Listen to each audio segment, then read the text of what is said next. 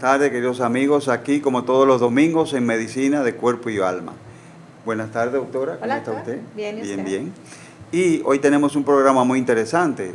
Tenemos también la entrevista con el doctor Carlos Anthony Williams, médico neurólogo, quien nos hablará de muchas enfermedades que se trataron en el último congreso en Santo Domingo Internacional. Y tenemos la cápsula de la doctora Alba Luz Rodríguez, dermatóloga, que nos hablará sobre... Le voy a hablar sobre cómo nos fue a nosotros también allá en el congreso. Muchos congresos, el mío es pronto también. El de usted viene por ahí en camino. Sí, así que no se pierda, siga con nosotros luego de la pausa.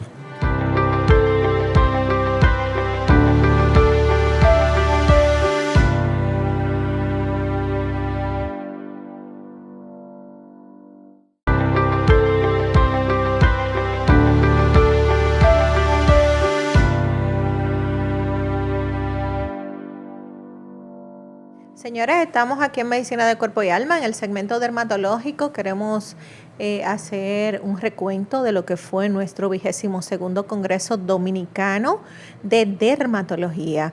En este congreso, señores, a pesar del tiempo de Melissa y todas sus ráfagas, se notó el amor, la entrega y la dedicación de todos los dermatólogos dominicanos que pudimos estar presentes a pesar de todo este clima y decir aquí con la dermatología. En este congreso, claro, los exponentes dominicanos con temas de alta tendencia, así como exponentes de otros países que vinieron a enriquecernos con temas de interés, también se dieron premios a nuestros maestros. Como podemos observar, el congreso fue de mucho valor en temas de dermatología. Se tocaron todos los tópicos importantes. Tenemos la presencia de uno de nuestros amigos y queridos, el doctor Héctor Balcácer, con quien hablamos sobre infecciosas, también con el doctor Arenas y demás. Y estuvimos presentes allá en nuestro congreso. Se siente la gran familia que tenemos los dominicanos, dermatólogos, presencia de los dermatólogos del Cibao, de Puerto Plata, de San Pedro, y realmente cada encuentro en el que nosotros estamos sentimos ese amor y esa devoción por lo que es la dermatología. Quiero felicitar a todos mis colegas que se dieron presentes allá, a pesar de que Melissa estaba dando carpeta en el país y que pudimos estar presentes. En este congreso se tocó mucho diferentes tópicos y temas de importancia, y dentro de ellos se tocó el tema de la nutrición y de la importancia de las vitaminas y los nutrientes esenciales para un buen cuidado de piel y el envejecimiento cutáneo. Ese fue uno de los tópicos de los cuales se habló.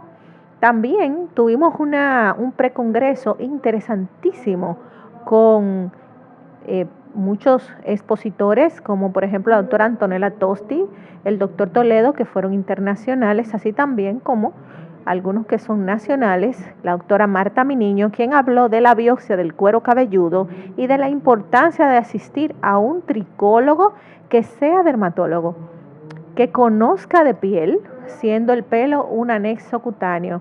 Y se habló de las principales causas de caída de cabello, tanto en la mujer como en el hombre. Se hizo mucho énfasis en las caídas de cabello y su manejo. Agradecemos también la visita de esos conferencistas internacionales que nos nutrieron con sus excelentes ponencias en este congreso. Vimos algunas imágenes del congreso, señores. A pesar de todo, salimos bien. Gracias a Dios. Vamos a seguir. Hasta aquí mi cápsula del día de hoy.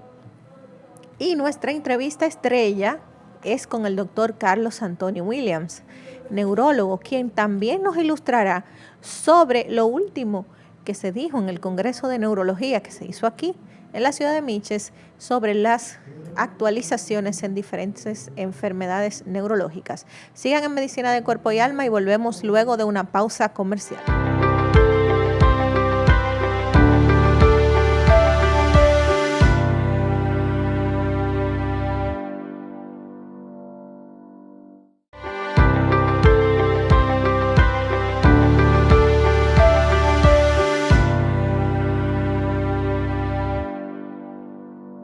Con el contenido de nuestro programa de hoy, tal como habíamos comentado, tenemos al doctor Carlos Anthony Williams, quien es médico, especialista en neurología, y acaba de llegar del último Congreso de Neurología y nos va a comentar de los últimos avances en esta área. Buenas tardes, doctor, ¿cómo está? Gracias por haber aceptado nuestra invitación. Bueno, invitación a punta de pistola, ¿verdad? Pero, y medio agripado.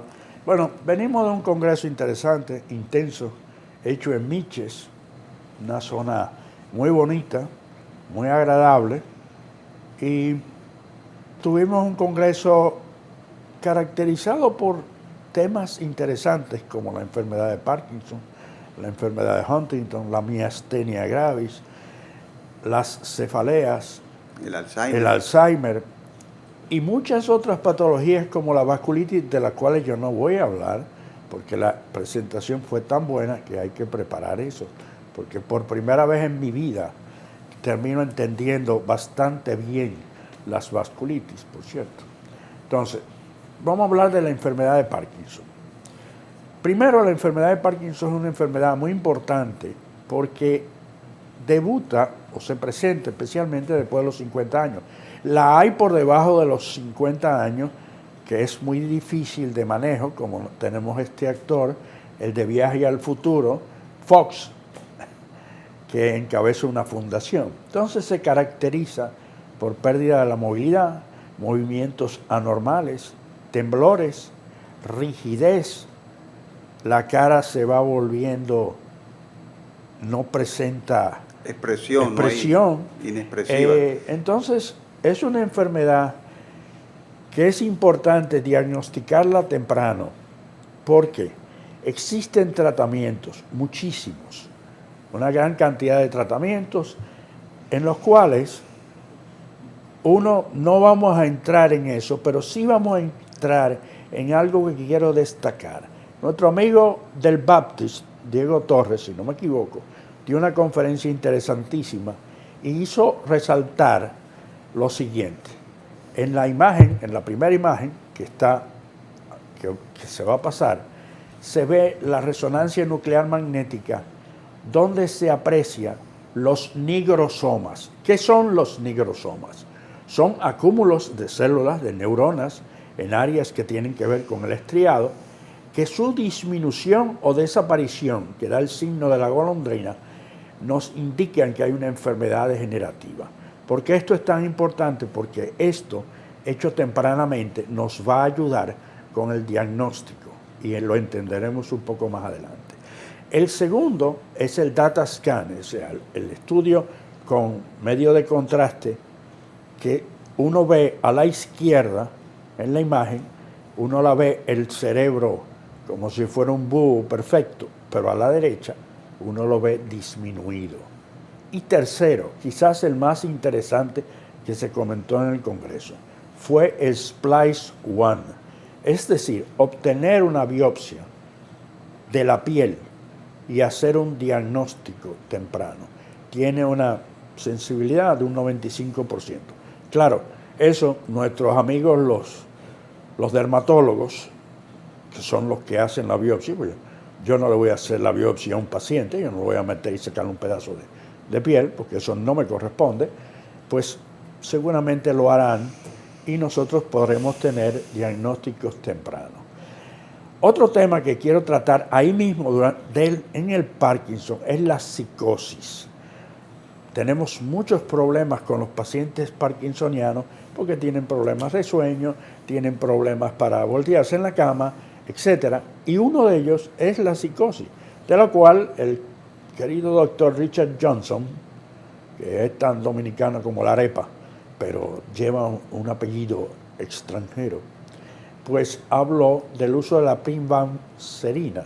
Es una molécula bastante nueva que aparentemente tiene una gran utilidad en el tratamiento de la psicosis. Entonces, eso serían más o menos las dos cosas que nosotros pondríamos del Parkinson, ¿verdad? Su diagnóstico temprano, su tratamiento de la psicosis, pero también debemos decir una cosa. La enfermedad de Parkinson, muchas veces, esto es una observación personal, todo el mundo piensa que el que tiene un temblor esencial tiene Parkinson. lo cual no es verdad. Porque para usted hacer un diagnóstico de Parkinson, usted tiene que tener criterios mayores. Y los criterios mayores no solamente es el temblor, también es la rigidez, la bradicinesia, esa marcha que usted ve a las personas caminar con pasitos cortos, y a veces hacer el signo del pill rolling, que es hacer así, como si le estuvieran dando a la llave del carro. No, a la puerta. A la cama, a la manta. Entonces, ¿qué pasa? Muchas veces nos tardamos en hacer el diagnóstico del Parkinson. No aprovechamos que tenemos estas herramientas excelentes y las tenemos aquí, porque estoy seguro que nuestros amigos los dermatólogos que andan bien avanzados, pues la deben tener, y la otra parte, por supuesto, aquí hay instituciones que lo tienen. No vengo a hacer propaganda de nadie. Entonces, esas dos cosas. Vamos a pasar más adelante un pequeño video de la Corea de Huntington, que no tiene cura. Pero, de acuerdo con el video, hablan de lo que se llama el splicing o el virus del troyano, que es meter un cambio para eliminar esa proteína tóxica y mejorar el cuadro. Pero eso lo pondremos al final. Eso es una especie de terapia génica. Sí. No, porque ahora mismo tenemos una cantidad de avances en cuanto a las terapias génicas. Es más, en la esclerosis lateral amiotrófica, que se habló también, que es una enfermedad, adiós, es una enfermedad que se caracteriza porque usted va perdiendo la fuerza, va perdiendo la capacidad pulmonar, y hay que tener cuidado con no diferenciarla del Guillain-Barré. Yo lo puedo decir porque con mala suerte me tocó un caso donde yo tuve que hacer el diagnóstico diferencial. ¿Y cómo se hace el diagnóstico diferencial? Simple y sencillamente poniendo una aguja en la lengua y van a aparecer unas fasciculaciones, y eso nos dice junto con el cuadro. Existen algunos tratamientos, aparte del Riluzole, pero todo esto tiene que ver con el médico. O sea, es el médico en última instancia el que tiene que hacer su diagnóstico correcto. Eso toma tiempo muchas veces. Doctor, cuando usted habla de Parkinson, lo que uno le llega rápido, como es un anciano o es un hombre que tiene estos movimientos que a veces lo hacen inclusive ser una discapacidad para el paciente, porque son movimientos que el paciente lo hace de forma involuntaria y uno lo ve regularmente como que en las manos, como estos temblores. Pero usted menciona que es a partir de los 50 años. Bueno, aproximadamente. ¿Le da a las mujeres, doctor? O Sí, sea, una mujer puede estar padeciendo de Parkinson. Sí. ¿Cómo usted nos podría escenificar este temblor?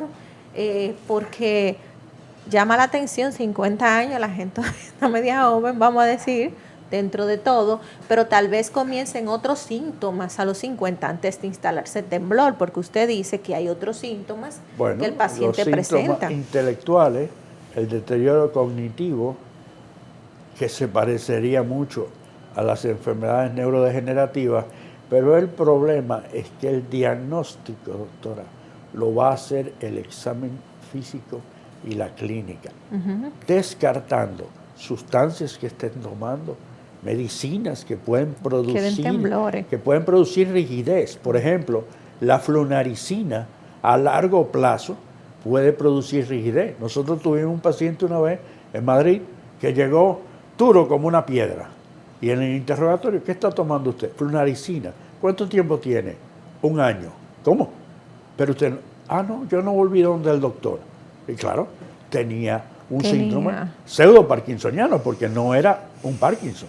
Puro. Entonces, en las mujeres, para mí, lo más importante es la historia clínica, y a veces quizá el Parkinson no necesariamente debuta igual en todo el mundo.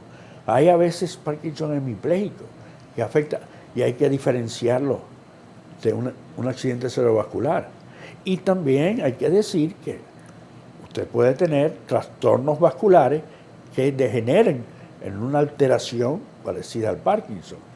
También, si uno se va por esa línea, uno tiene la depresión que produce el accidente cerebrovascular. O sea, Para una gente eso es mortal, porque Una eso catástrofe. significa que usted está incapacitado. Pero hoy en día, gracias a Dios, y esto lo menciono también a base de la ELA, de la esclerosis lateral amiotrófica, hay una gran capacidad de mejorar a los pacientes desde el punto de vista ventilatorio, desde el punto de vista neuromuscular, con la toxina, desde el punto de vista cognitivo. O sea, nosotros ya estamos trabajando totalmente, no hay ningún neurólogo, ni neurocirujano, ni neurofisiólogo, ni psiquiatra, ni que estén dedicados a los estudios cognitivos, que pueda decir que trabaja solo. Esto es un trabajo completamente en conjunto. Y en este congreso eso se explicó bien claramente. Por ejemplo, nuestros amigos, los psiquiatras, nuestro amigo el Johnson, decía que la psicosis en el Parkinson estaba asociada a la edad, a la severidad de la enfermedad, a la duración, los subtipos. Entonces también había que tener cuidado porque podía tener demencia, delirio o depresión y también alteraciones del sueño. Y que las sintomatologías, esto es importante, las alucinaciones visuales estaban en un 50%, auditivas en un 20%. O sea, que nosotros tenemos que tener cuidado. La medicina, sintiéndolo mucho, la medicina en general, pero la neurológica, requiere de una atención con mucho cuidado, muy cercana, escuchar, porque a veces nosotros queremos imponer el diagnóstico y el paciente no es que venga con él aquí antes, pero usted necesita de la familia, usted la necesita en el Parkinson, en la demencia, en donde usted quiera que lo ponga las enfermedades neurológicas. ¿Por qué? Porque algo que después comentaremos ahora con la miastenia, pues si usted no tiene la persona que le dice, y yo voy a poner un ejemplo que lo pongo siempre, no tiene que ver con el Parkinson. Yo una vez vi un joven de 42 años, que vino a mi consulta, no se sabía muy bien lo que tenía, y la esposa comenzó a hablarle a él, como estas cosas que te dicen, y yo le dije, señora, no tengo el oráculo de Delfos, ni tampoco tengo una bola de cristal. ¿Qué pasó? Ella me dijo que el señor había llegado hace 2 o 3 días con una sintomatología de que estaba hablando incoherente, etcétera, etcétera. ¿Y qué pasó con este querido señor? Yo le mandé a hacer una tomografía. Cuando usted la piensa, usted la hace. Tenía múltiples metástasis. Y después, como dice la voz de por ahí, me dijo que era un adenocarcinoma de colon, a los 42 años. ¿Qué quiere decir eso? Que si yo no lo hubiera escuchado, si yo no le hubiera prestado atención, si yo no le hubiera exigido de forma correcta que me explicara por qué estaban viniendo, el examen neurológico era normal, completamente normal, no tenía Gaspy, no tenía ningún síntoma neurológico que le sugiriera a usted una afectación. Pero es un punto de vista es una aclaración sumamente importante, porque nosotros hemos visto y hemos tratado aquí el tema de la deshumanización. A veces las subespecialidades hacen al médico menos médico. Me refiero a que tenemos muchas subespecialidades, el paciente entra por aquí, te da un síntoma y ya tú lo refieres. Esto no es mío. Hay como un mal sembrado de esto no es mío. Hay médicos que son médicos, que ven el paciente como un todo. En estos días estuve leyendo un artículo de un dermatólogo español que hablaba de la deshumanización secundaria a las tantas especializaciones que hay, y que antes un dermatólogo veía todo, pero ahora es uno de allí, uno de aquí, y se pierde la esencia de la consulta por lo que entra el paciente. Por eso llama mucho la atención el aclarando que dice el doctor que el médico debe escuchar primero. Y hay algo Escuchar más. primero. ¿Por qué? Porque nosotros estamos llamados al servicio. Y si un paciente entra con un síntoma a nuestras consultas, uno que ve tantas cosas que no le corresponden, por ejemplo, al dermatólogo, y hay que derivarlo. Pero eso es muy importante. La depresión, señores, de cualquier cosa, un paciente ya lo envían a salud mental. Y muchas veces, pero los psiquiatras los psiquiatras evalúan muy bien si el paciente pertenece a ese departamento o si hay algún dato. Inclusive mandan muchos analítica, tomografía, buscando si tiene que referir, porque la depresión a veces se manifiesta como un síntoma de una enfermedad que no tiene nada que ver con esa parte. Y por eso es bueno hacer esos aclarando, porque los depresivos, los ánimos bajitos, la gana de no hacer nada, el escuchar voces, como usted dice, un paciente psicótico que está escuchando voces y está temblando, ya es un dato. Y es un dato que tal vez no sea nervioso que esté, sino que esté cursando con una enfermedad neurológica. Claro. Ese es mi punto de vista. Déjame decirle algo. Un buen psiquiatra sabe pedir, primero, una interconsulta si la necesita. Segundo, o primero, si se quiere, un estudio de imagen o un electroencefalograma. ¿Por qué? Porque el electroencefalograma, por ejemplo, no es solamente para las epilepsias. No, señor. Yo he llegado a ver enfermedades que podría compartir con mi querido colega que me invita, con Juan Carlos, el doctor Juan Carlos Estrella, la encefalopatía hepatorrenal, que da unas ondas trifásicas. Y el individuo entra así. Y yo tuve un paciente que tenía cáncer de parótida. Cuando yo lo recibí, yo pude haber dicho, bueno, pues este es lo que tiene una demencia, lo que necesita es, qué sé yo, tal cosa. No, yo lo vi, lo examiné, escuché la historia y le hice un electroencefalograma. Y ese electroencefalograma fue, junto con la clínica, el que me dio el diagnóstico. Lo internamos, lo salvamos, lo sacamos adelante, bueno, y después falleció.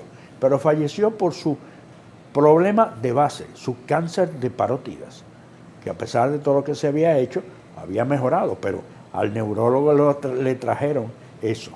Y otro comentario que hay que hacer se llama la medicina primaria. Antes, los médicos primarios, aunque fueran especialistas, era el médico de cabecera de la familia, que te llamaba, mira, claro, la hija está así, casado, que sé yo cuánto.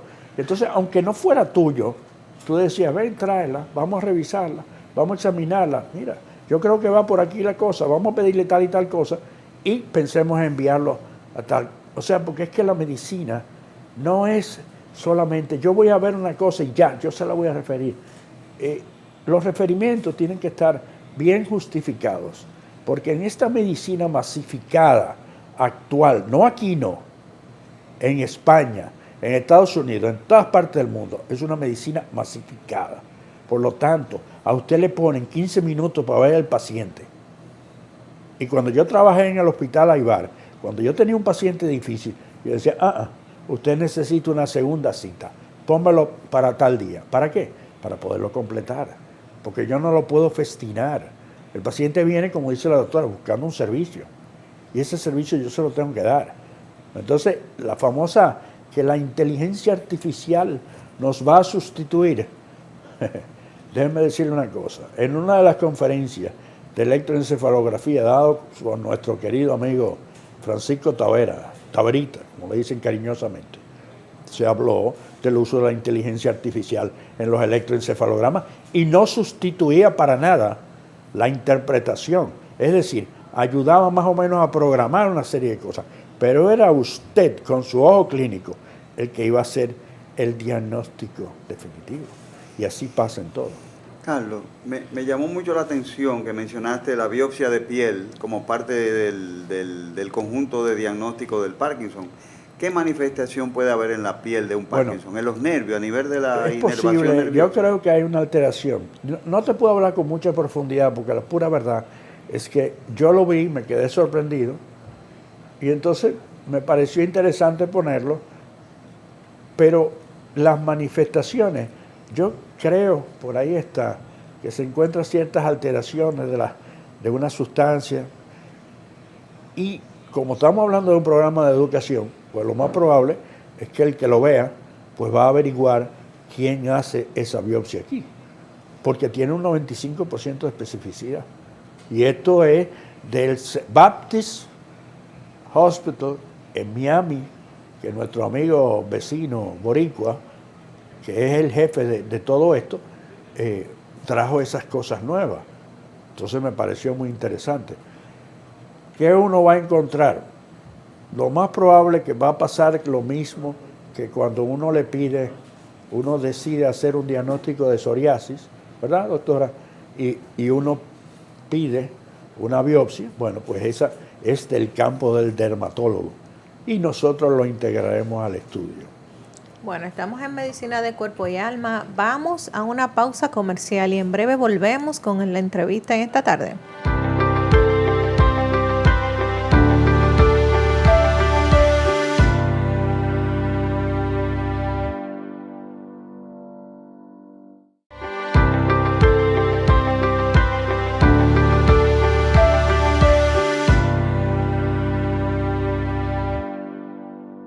Seguimos aquí en la tarde de hoy en Medicina de Cuerpo y Alma con nuestro invitado especial, el doctor Carlos Santoni Williams, médico neurólogo especializado en lo que es el cerebro.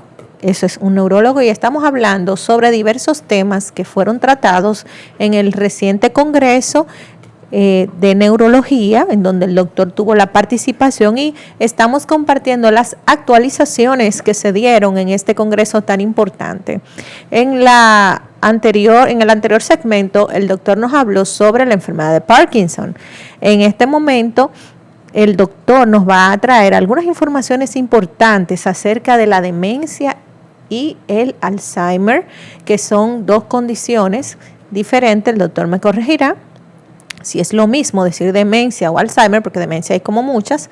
¿Y qué dijeron allá, doctor? ¿Qué hay de nuevo con este problema de la pérdida de memoria? Primero, que la demencia es una entidad biológica, es decir, ya se han buscado distintos factores, que hay varios tipos de demencia de Alzheimer con distintas manifestaciones. Por ejemplo, hay manifestaciones de tipo cognitivo, hay la córtico-basal, la afectación con una gran cantidad de afasia, hay como 4. ¿Y qué fue lo más importante? Del 2020 al 2024-25, antes dependíamos de la evolución clínica del paciente, entre comillas la resonancia, algunas pruebas que se hacían de punción lumbar, pero hoy en día ya tenemos la posibilidad de ver las distintas fases, o sea, la fase preclínica, donde hay ciertas alteraciones de tipo, ya sea conductual, de memoria, etcétera, pero a pequeñas alteraciones le estamos prestando más atención. Eso es lo primero. Eso es uno de los avances. Los segundos son los biomarcadores. Usted saca una muestra de sangre y usted va a poder estudiar la tau, amiloide y toda una serie de cosas que ya están validados desde el punto de vista médico. O sea, ya no son algo medio en la nebulosa. Tercero, el uso de la neuroimagen, mucho más específica, mucho más precisa, donde hay cambios de las atrofias. Ya nadie le dice, nadie debe decirle, no, que hay una atrofia, ya, no. Usted tiene que cuantificar esa atrofia. ¿Por qué? Porque eso va a decirle, por ejemplo, si yo me hago una tomografía, como me la envió nuestro querido amigo Papá Juven, yo tengo atrofia, pero yo no tengo Alzheimer, creo, ¿no? Entonces, eso es importante. Cuarto, los tratamientos. Hay una serie de tratamientos con distintas sustancias que existen, que se pueden poner. Entonces, todo eso tiene que cumplir con un protocolo. ¿Y qué es la otra cosa que ha variado de forma importante? El enrolamiento de los pacientes. Antes era muy lento, muy escaso, por lo tanto no se podían estudiar. Ahora ya la gente acepta que se le hagan los estudios para ver si existe la posibilidad de eso. O sea, no hay esta reticencia, porque a diferencia de la Corea de Huntington, que es hereditaria, claramente, si su papá la tiene, o el Charcot-Marie-Tooth. Nosotros tenemos una familia de Charcot-Marie-Tooth en el centro de rehabilitación. Acabo de estar en algo donde, el día del inicio se habló del Charcot-Marie-Tooth. Entonces una de las chicas habló de sus trabajos. Hicieron un simposio corto, breve, muy interesante. La cosa es que eso es una parte. La otra parte es poder seleccionar un paciente para poderle dar la atención que necesita. La atención lleva cuidados especiales, atención neurocognitiva, trabajo desde el punto de vista psicológico. Y la otra, y lo más importante, es evitar las situaciones donde hay agresividad. Por ejemplo, para mucha gente, la demencia no debería tener agresividad, pero resulta que la demencia sí tiene agresividad, sí la tiene. Y cuando la tiene, nosotros necesitamos la atención psiquiátrica, o sea, nosotros tenemos que trabajar. Eso está claramente esbozado, de una forma muy clara, en lo que se presentó en el Congreso. O sea, ya no se acepta que es un señor que se va a sentar ahí y que lo vamos a dejar. No, hay que mantenerlo activo, hay que llevarlo, hay que sacarlo, hay que hacerle cosas. Porque el cerebro no tiene que tener demencia para deteriorarse. Si usted nada más se sienta a mirar el sol salir, usted se va a deteriorar, porque sus neuronas no van a estar funcionando. Entonces, desde ese punto de vista se revisaron una serie de aspectos muy interesantes, que yo creo que, a pesar de que nos falló nuestro amigo Gustavo Román, pero en una próxima entrega yo tengo algunas cosas que él habló en otras conferencias cuando él vino y las traeré. Entonces eso es más o menos lo que uno quiere decir del Alzheimer, que ya no es un diagnóstico que usted lo hace cuando ya esa enfermedad está muy avanzada. Y, por supuesto, hay que diferenciarla de las otras, el PIC y otra serie vascular, y hay que diferenciarla de las demencias tratables. ¿Por qué digo esto? Porque ya por fin se reconoce que usted tiene que hacerle un trabajo metabólico, llámese tiroides, llámese vitamina B12, llámese hierro, llámese enfermedades de transmisión sexual, sífilis, etc. Usted tiene que hacer todo ese bagaje para usted saber que usted no está frente a algo que es tratable. La otra cosa, ¿cuál es la historia? Un individuo que es un boxeador y cosas de esas, ya no estamos hablando de demencia de Alzheimer, estamos hablando de una demencia producida por el trauma. Inclusive los accidentes automovilísticos pueden producir una alteración en el paciente y hacer que tenga problemas. ¿Digo? Doctor, hay una pregunta, ¿no? Hay una especie de Parkinson que comienza solamente con signos cognitivos, con signos de memoria, con rostro hierático, la mirada perdida, y nunca desarrolla temblores ni problemas motores. Párate ahí, detente ahí. Los signos cognitivos se presentan en el Parkinson, pero son los menos frecuentes. Digo, yo lo puedo decir por una experiencia personal absoluta, y es la que me hace una persona que duró hasta el último día de su vida dictando sus memorias. Sus memorias, aunque estaba encamado con dificultad respiratoria, que fue lo que lo terminó llevando a descansar en paz. Porque ahí viene otra cosa. El Parkinson, cuando usted tiene el deterioro, llega un momento en que la capacidad respiratoria es como si usted tuviera esclerosis lateral amiotrófica. ¿Okay? Pero entonces usted dice, bueno, tiene alteraciones cognitivas. Siempre que usted tiene alteraciones cognitivas, del tipo que sea, usted tiene que hacer una valoración. Se puede, si uno quiere, aparte del examen de uno, se conversó sobre, por ejemplo, el Mini-Mental, el MoCA, pero a veces todos esos exámenes llevan un tiempo. Casi seguro que si usted hace las preguntas de rigor, ¿dónde naciste? ¿En qué piso estás? Etcétera, las 3 palabras, usted va a encontrar ciertas cosas y usted puede pedir al neuropsicólogo una evaluación. ¿Por qué eso es importante?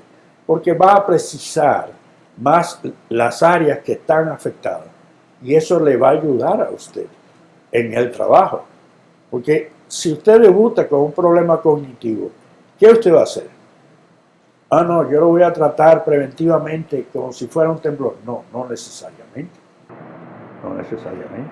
Yo te pregunto eso porque, sin ser neurólogo, porque tuve 2 parientes en mi infancia, en mi pueblo, y nunca se me olvida la cara de un parkinsoniano. Uno de ellos era padre e hijo. El padre tenía mucho temblor, pero tenía también la cara, lo que se llama el rostro hierático, la mirada perdida. La mirada del jugador de póker. Exacto.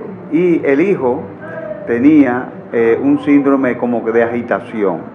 Entonces, con pesadillas nocturnas, todo eso, y tenían los 2 Parkinson. Bueno, pero fíjate. Y nunca se me olvidó, y una vez entró un paciente que tenía cáncer de vejiga, entró con el rostro hierático, desde que entró que me saludó, que me dio la mano, yo pensé en eso y le dije a la esposa que lo llevara a un neurólogo, creo que tú lo viste, y tenía Parkinson.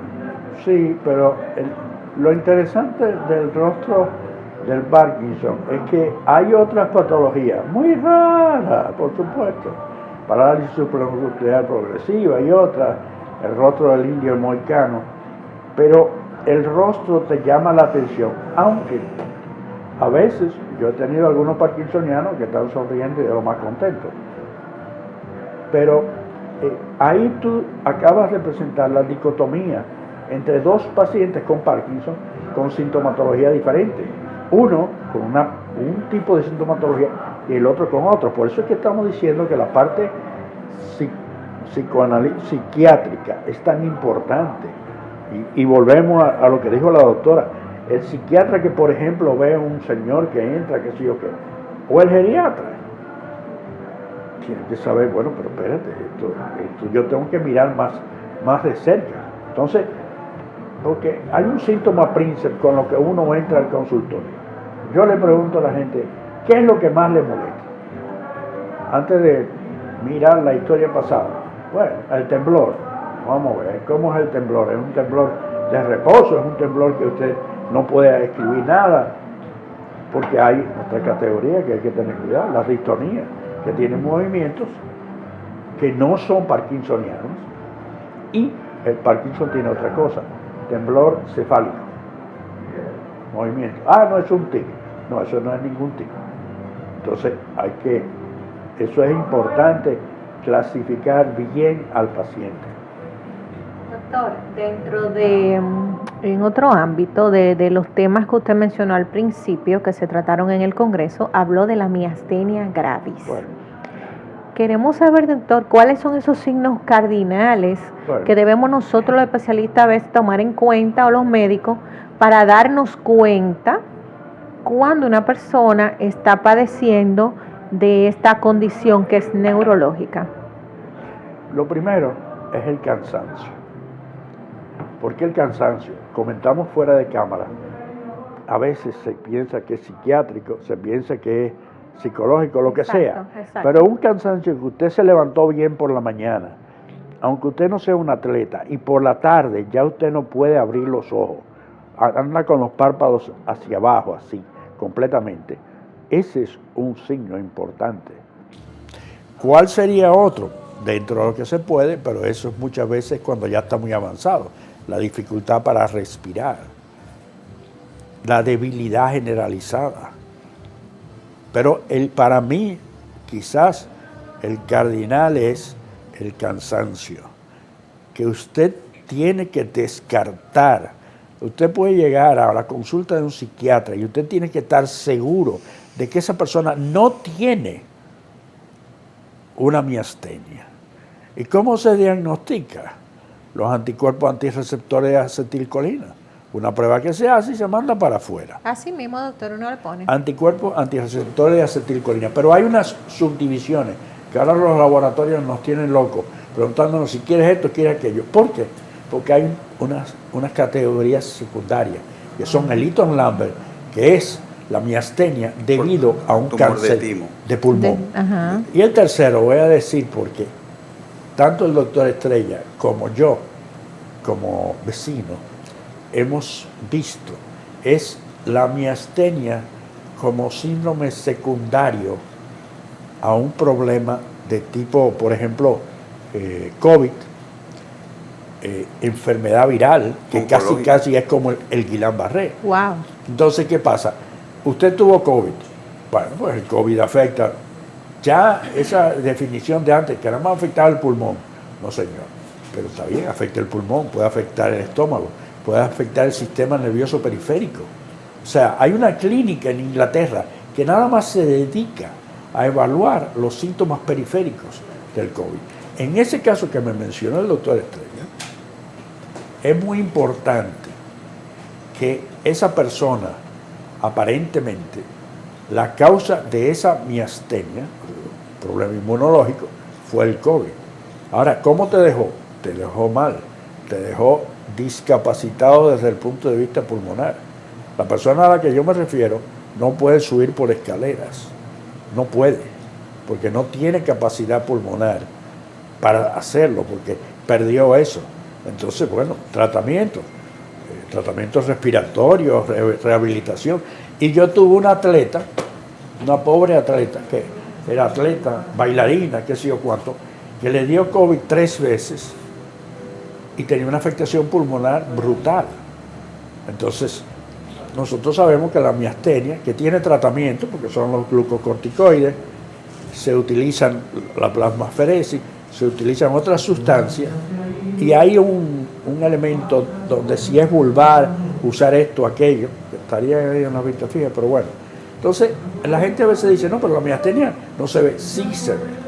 La miastenia sí se ve. Yo debo tener el verdadero sinvergüenza de la UAS, la madre de la esposa de un amigo mío que me llegó muy tarde, que por cierto se puede tratar con acetipirina, ciclofosfamida, etcétera, y a veces dicen que eso debe ser desde el inicio. Y vamos a ver. Y tengo una señora mayor que me ha seguido desde el hospital Aybar y ha zancajeado todas las clínicas y hospitales hasta encontrarme en la maternidad, pero ella es una miastenia en silencio, ya ella no tiene ningún síntoma, no tiene, viene a veces medio débil y tal, y uno le manda a hacer vitamina B2 y cosas de eso, pero para que vean que no es un diagnóstico mortal. Y que es lo más importante que se dijo, es usted determinar si quedan restos del timo. ¿Por qué? Porque mientras usted deje esos restos del timo ahí, que debe desaparecer, que es el que está produciendo la alteración, pues debe ser operado. Entonces, doctor, una persona que tenga fatiga, una fatiga que no esté justificada, porque no es que esté trabajando mucho, no es que esté muy estresado con muchas cosas, sino que una persona, aunque duerma, durante el día comienza como a bajar la intensidad de la fuerza y necesita acostarse, y ya eso le afecta a su vida diaria, porque verdad, el miasténico es un paciente que también ya lamentablemente no es que se haga. ¿Es la fatiga un síntoma neurológico? No es un síntoma neurológico, es un síntoma como la punta del iceberg que debe llevar a donde un médico, ya sea un internista, un buen internista que valore. Yo le iba a decir algo sobre el asunto de la fatiga. Yo creo recordar que una vez a alguien le hicieron un diagnóstico, sí, cuando yo llegué la primera vez aquí, a nuestro país, me acuerdo que me mandaron a alguien, no, porque tenía problemas psicológicos, psiquiátricos, a ver si tenía algo neurológico. No tenía nada en el examen. Pero, ¿qué pasa? ¿En manos de quién cae la persona que tiene una fatiga? Muchas veces, ¿en manos de quién? En manos del psiquiatra. No, claro, porque todo lo asocia. O el reumatólogo, pero el reumatólogo está muy bien entrenado, porque el reumatólogo va a buscar sus enfermedades, pero va a buscar por qué. Y por qué si a mí el ANA no me da negativo, ¿qué es lo que pasa aquí?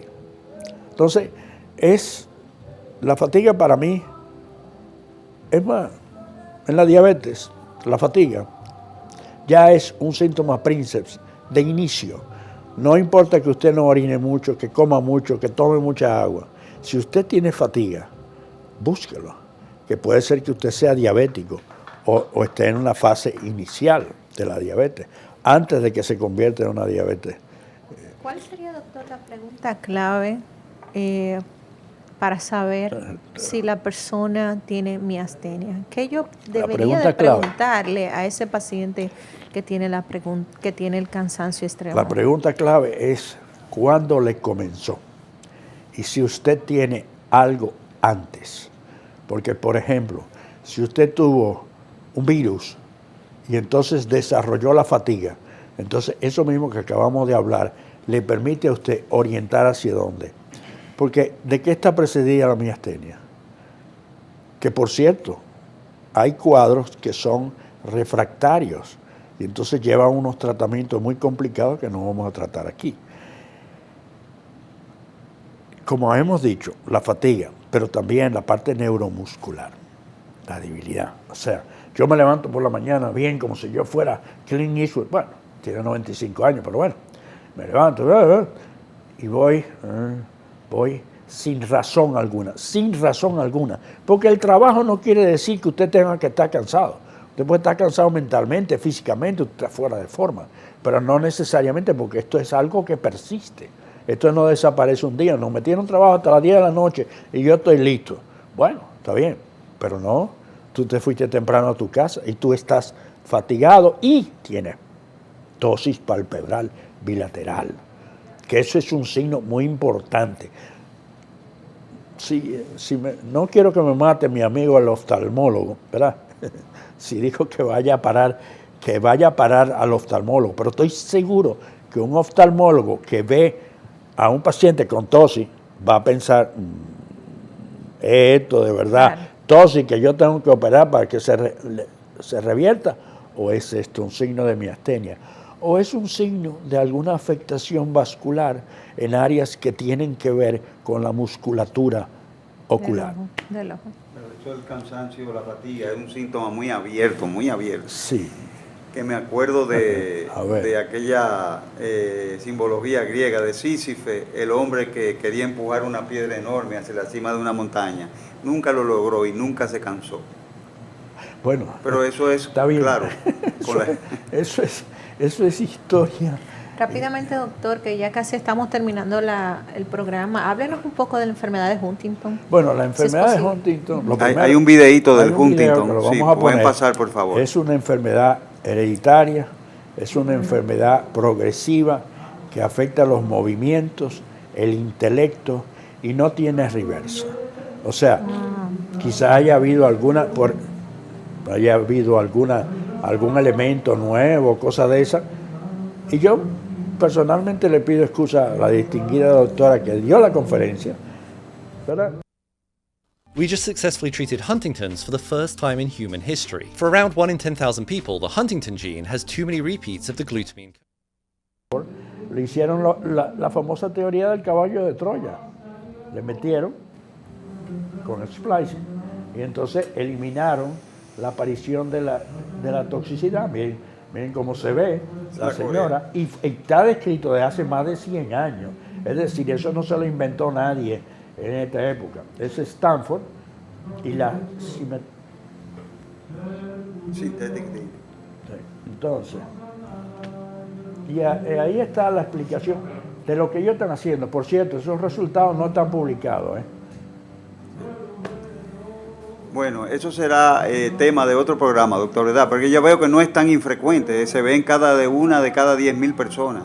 Bueno, la verdad, si quieres que te diga, aquí lo trajeron los españoles, que se metieron en la montaña, bueno, según Julián Suet. Ese será el tema de otro programa. Nos ha sido, doctora, muy interesante la enfermedad de Huntington, espero que ahora tiene supuestamente algo que mejora algo que se pueda hacer. Bueno, y agradecemos aquí la presencia del doctor Carlos Anthony Williams, médico neurólogo, especialista, que acaba de regresar de un congreso de Miches. Sí. Del bello Miches. Y a ustedes también, queridos amigos, muchas gracias por habernos acompañado en otro domingo más aquí en Medicina de Cuerpo y Alma, en Cinevisión, canal 19 de 2 a 3. También nos pueden seguir en YouTube, así que hasta el próximo domingo. Muchas gracias.